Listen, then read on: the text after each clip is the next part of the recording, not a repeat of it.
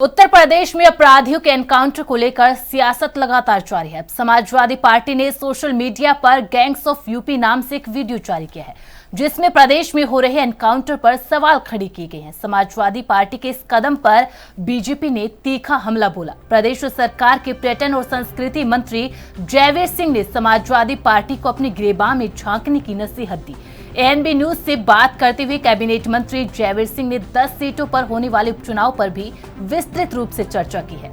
मंत्री जयवीर सिंह ने ANB news के साथ खास बातचीत में प्रयागराज में आयोजित होने वाले महाकुंभ की तैयारियों को लेकर चर्चा की और साधु संतों द्वारा कुंभ में आईडी कार्ड की अनिवार्यता को जवाब दिया। आइए देखते हैं क्या कहा यूपी सरकार में पर्यटन और संस्कृति मंत्री ने हमारे सवालों को लेकर।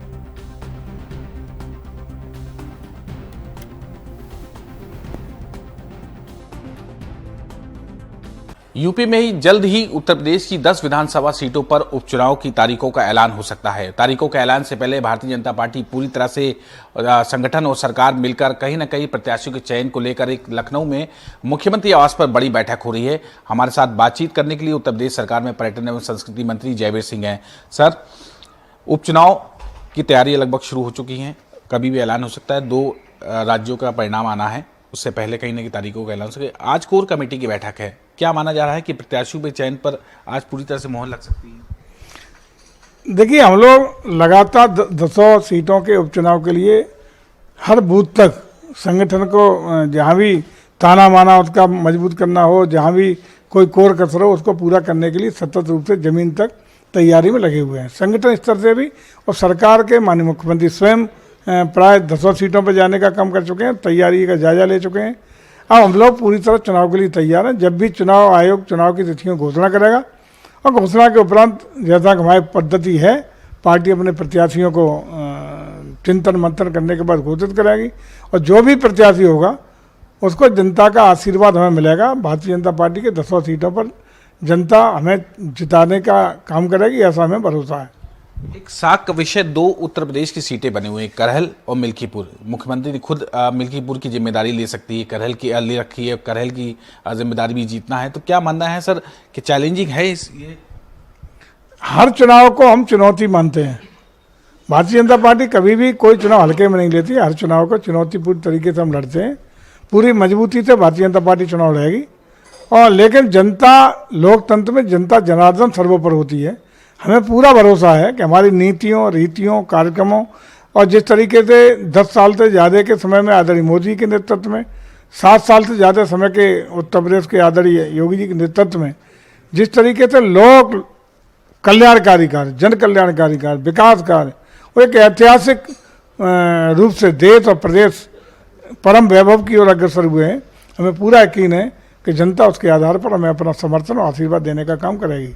समाजवादी पार्टी का सोशल मीडिया प्लेटफॉर्म है, वहां पर एक वीडियो जारी हुआ है, 2027 को लेकर ही जारी किया गया है और 17 से लेकर अभी तक जो मुख्यमंत्री जी का कार्यकाल रहा है उसके एनकाउंटर पर उन्होंने सवाल उठाए हैं कि फर्जी एनकाउंटर किए गए, निर्दोषों को मारा गया, इस तरह के तमाम वीडियो वायरल किए जा रहे हैं। देखिए, अखिलेश जी बहुत जल्दबाजी में हैं। उनकी जल्दबाजी इस बात की है कि वो तो 27 को मान रहे हैं कि अभी हो गया।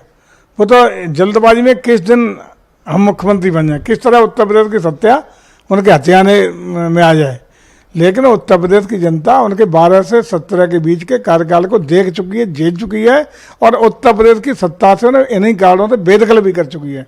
अभी भूली नहीं है, जनता की याददाश्त में अभी है उनके जेहन में वो भी कार्यकाल है जब उत्तर प्रदेश में गुंडई, अराजकता, जमीनों के कब्जे, चौथ वसूली, आए दिन दंगे, हिंदू मुस्लिम, उनके बिरादरी के लोगों ने जाकर के मथुरा के पुलिस के साथ मुठभेड़ और पूरे प्रदेश में जंगल राज का स्वरूप जो हुआ था, जिसके कारण उत्तर प्रदेश जनता ने बुरी तरह बेदखल करके ने भगाया था, आज भी जनता के दिल दिमाग में है और कभी भी उत्तर प्रदेश की जनता ऐसे लोगों को दोबारा सत्ता देने वाली नहीं है। अखिलेश जी को ये जारी ही करना है तो जरा 12 से 17 के बीच में अपने कार्यकाल का इस तरह के वीडियो या क्लिपिंग है जो भी जारी करना है वो भी जारी करना चाहिए ना। क्या है, आज बेसिर पैर की बातें, बेसिर पैर के आरोप प्रत्यारोप आए दिन वो करते रहते हैं जो उन्हें शोभा नहीं देता है। एक आखिरी सवाल, 2025 में पूर्ण कुंभ होने वाला है, पर्यटन विभाग के ऊपर बड़ी जिम्मेदारी है, कल लोगो भी जारी हो गया, मुख्यमंत्री ने समीक्षा बैठक की है, लेकिन उसमें तमाम सुझाव लिए, लेकिन साधु संत उसमें ये कह रहे हैं कि आईडी कार्ड जारी है। क्या सर, इस बात को मैं जानना चाहता हूं, क्या ये संभव है? और क्या क्योंकि ये कहा गया है कि तमाम लोग भेष बदल के आते हैं, मुस्लिम समुदाय के लोग भेष बदल के आते हैं, तो क्या संभव है इस तरह की चीज? देखिए, हमें लगता है कि कल जब आदरणीय मुख्यमंत्री जी के अध्यक्षता में कल व्यापक रूप से समीक्षा बैठक हुई है।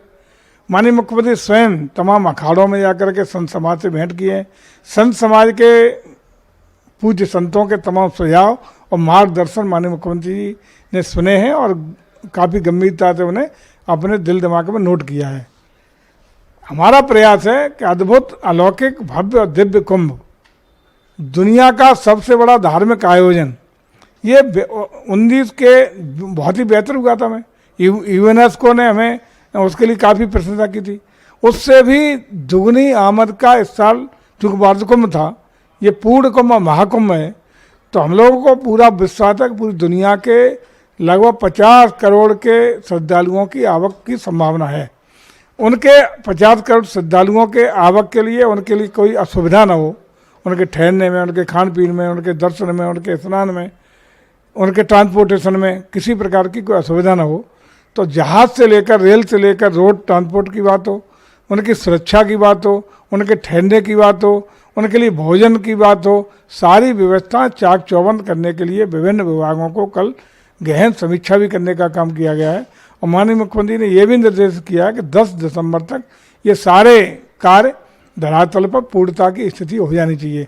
इससे आगे कुंभ की पूरी तरह हम लोगों को तैयार चाक चौबंद होगा। और अभी भी 10 तारीख के बाद मोदी जी स्वयं भी प्रधानमंत्री के रूप में वहाँ आकर के इनका जायजा भी लेंगे और वहाँ संत समाज से मिल सकते हैं, वहाँ संगम में स्नान भी कर सकते हैं। ये कार्यक्रम आगे का होगा। हम समझते हैं कि इस बार का कुंभ ऐतिहासिक होगा, अभूतपूर्व होगा।